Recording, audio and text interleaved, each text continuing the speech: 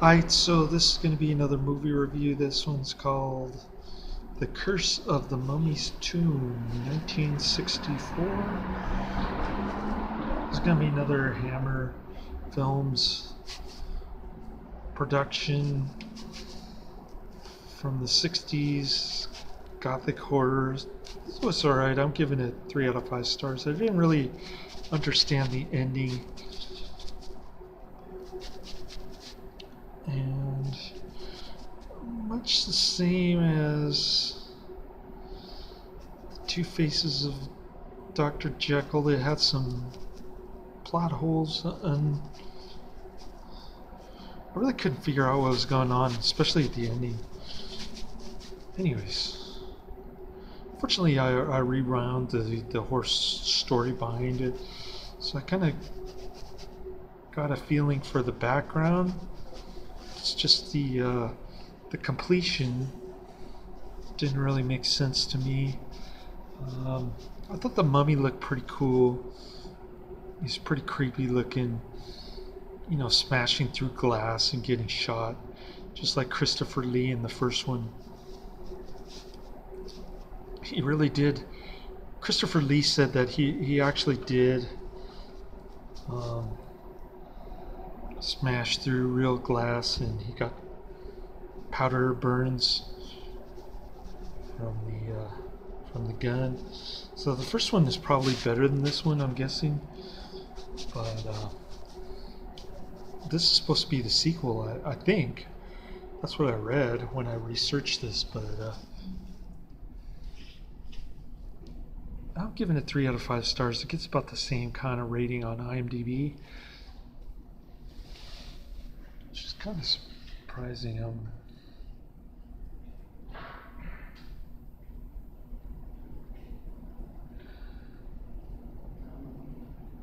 I'm actually rating this one higher than Two Faces of Dr. Jekyll. Believe it or not, even though I like the director Terence Fisher's noir movie a lot, his horror movie stinks. Or it's not nearly as good, I should say.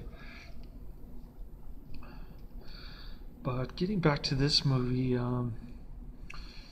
so this roadshow guy, played by the great Fred Clark, he's the reason to watch in this one, by the way. He plays the hustling circus dude. He's pretty cool. Hamming it up for the camera in this one. So I like Fred Clark and I like The Mummy, but the rest of the movie kind of stank. I couldn't really get into the love triangle thing, and the ending made it even more confusing. So basically, the story is the Fred Clark and his team of highly trained archaeologists. They dig up Ra's tomb. Ra's brother B had him killed. I guess they were rivals because B was the ladies' man, and Ra was the thinker, I guess. So Ra got banished, ostracized from the kingdom due to popular demand. He met up with a bunch of desert bandit type people who knew the secret to eternal life. They gave him the medallion of eternal life, and Ra was plotting to come back to was it Alexandria or whatever the Ramses and B were to obtain power over there. So B had him assassinated, chopped off his hand. There's a lot of cool chopping off of hands on screen, I might add. So this is a quite violent movie. It's got the Frenchy lady who's initially she's sort of hanging out with one of the archaeologists who decides to go on Fred Clark's team. The other one refuses to go. He thinks the mummy should be in a museum. And he ends up becoming a hopeless drunk afterwards because I guess he's retired because he's too old to get back into his field. I really couldn't understand that part either. Seems like he was quite a pathetic character in this one. Anyways, they decide to do the roadshow thing. The Frenchy gal, I forget her name, Antoinette or something. She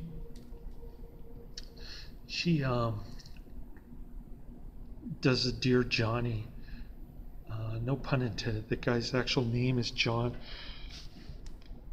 And she writes him a Dear John letter. So, yeah, kind of funny how that thing worked. And then she goes to court with his rival for her affections, Adam. Something screwy going on with Adam.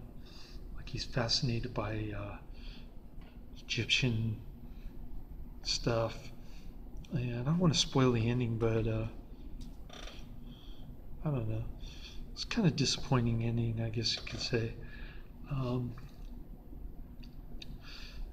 So the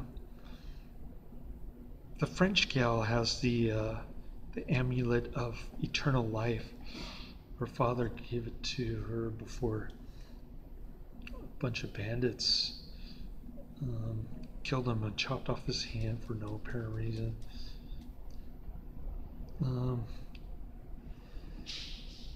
So she had it, and then her Tagalog friend, John, the architect, was studying it. Then he got beat over the head by some mysterious character who got a hold of it. Then the mummy came to life. And it was funny because during the roadshow, Fred Clark Theatrics, he had a big drum roll and trumpets playing while they opened the sarcophagus for the press corps, and it was empty. That was pretty cool. And then the mummy goes on a rampage. First victim is Fred Clark, of course. Just walking around in the London fog, not a very good idea. And then he proceeds to kill the drunk archaeologist, smashing through glass, getting shot at. Just kind of a rip-off on the first movie, I guess, because I have seen that clip. I haven't actually seen the entire movie. As you can see, it's getting a little bit warmer. It feels like springtime here in San Francisco, so I'm not all bundled up tonight on my graveyard shift. They're talking about doing away with the graveyard shift here because there's construction going on at the hotel. But I told my boss, if that's the case, I'll just start looking for another graveyard gig. Then he got all nervous and he said, well, I might switch you to Friday, Saturday instead of Saturday, Sunday. Whatever. In a couple of weeks I might not have this gig anymore. But then, like I said, I'll just start looking for another gig because I've got about $4,000 saved up in my savings account. I don't want to blow it.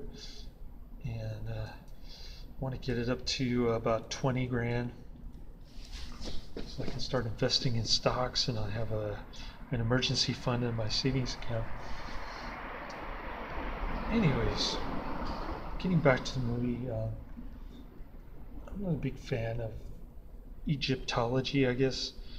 I liked Cleopatra, the movie with Richard Burton and Elizabeth Taylor. That was a pretty cool flick.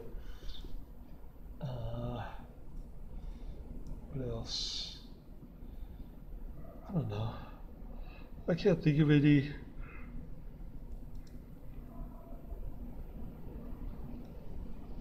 Oh, Moses was another great movie. Moses the Lawgiver. Um, this one wasn't quite as good. I mean, like I said, the ending really spoiled it for me. No pun intended. But yeah, it was all right. I thought it was better than the first movie on this double feature, Hammer Films. So I wasn't completely disappointed, but I was kind of let down by the ending, which didn't make any sense to me. Maybe you can explain it? I don't know. Anyways, that's the end of my review. Laters.